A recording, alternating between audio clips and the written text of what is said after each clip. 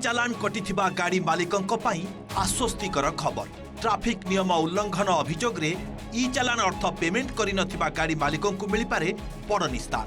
परिवहन विभागर तथ्य अनुसार 2020 रु 2024 मध्य राज्य रे ई चालान बाबद को आदाय होई न पारी पड़ी रही 1215 कोटी टंका। 29,77,718 टी ई चालान बाबद को परिवहन विभाग रे जरिमाना दाखल करि नाहंती गाड़ी मालिक। एते परिमाणर अनादाय जरिमाना अर्थ आदाय करबाकू एबे वन टाइम सेटलमेंट बा ओटीएस परिकल्पना करुछंती राज्य सरकार, जहाकू स्वागत करिछंती गाड़ी मालिक। सेपटे परिवहन मंत्री कहिछंती गला 4 वर्ष रे ई चालान बाबद अर्थ को ओटीएस जरिया रे आदाय कराजिबा परे नियम कड़ाकड़ी हेबो। परवर्ती समय रे अर्थ आदाय पई कोर्ट रु समन मध्य पहुंचीबो एवं से पेंडिंग जेते अछि सबुडार ओटीएस हम करिया आवश्यक निहाती दरकार। हम सरकार मध्य हम विभाग मध्य विचार करूची ताकू तुरंत वन टाइम सेटलमेंट कर देबो। जे राजक्षमा भलिया गोटे थर आमे ओटीएस करी छाड़ देबो। सेकेंड टाइम जेतेबेले आरंभ हबो सेतेबेले पेनाल्टी सहित चालान सहित समन भी जीव। किछि लोक अछंदी जे कि एते पैसा जांगर कटुची से माने पे करि पारिबेनी। वन टाइम पेटा मो मतरे बहुत भल कथा। लोक माने जानिया दरकार कि नाई गवर्नमेंट आम किछिटा करूची से फाइन आकार हो कि वन टाइम पे आकार हो लोक मानकु सतर्क करिया पे जिनसटा होउची। परिवहन विभाग तथ्य कहूची 2020 रु चलित वर्ष मे मास भितरे ट्रैफिक नियम उल्लंघन अभियोग रे मोट 56,81,993 टी ई चालान कटा जाइथिला।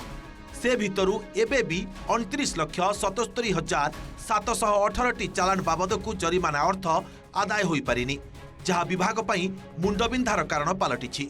सेपटे एते परिमाण रे ई चालान केमिति कटागला एवं चालान बाबद को जरिमाना अर्थ काहीकि अनादय रहिला तार कारण दर्शाइछंती सड़क सुरक्षा कर्मी। तांको मतरे दुर्घटना रोकिबाकू परिवहन और पुलिस विभाग केवल गाड़ी चालकंक ठारू फाइन काटिबाकू ही मुख्य काम भाबी नैथिले। ए भितरे बहु संख्यार फाइन अनावश्यक भावे कटा जाइछि।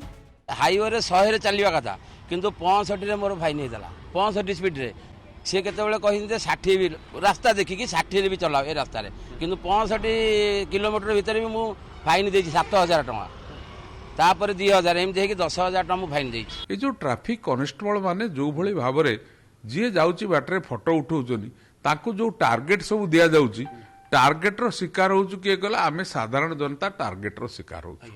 तेणु मोर कहया कथा दोषी की जदि दंड दिया जीवो ई चालान कम होबो ये जो वॉल्यूम ऑफ पेनाल्टी कम होबो।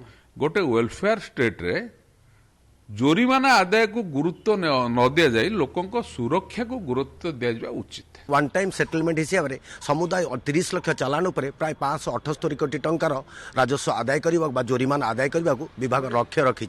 तेबे ए प्रसंग में सरकार को दिया जायथिबा प्रस्ताव उपरे राज्य परिवहन निगम पक्षरु कोनोसी प्रतिक्रिया मिली पारि नाही। कटकरू गौतम पंडा और देवाशीष महांती भुवनेश्वर जगदीश दास का रिपोर्ट ओटीवी।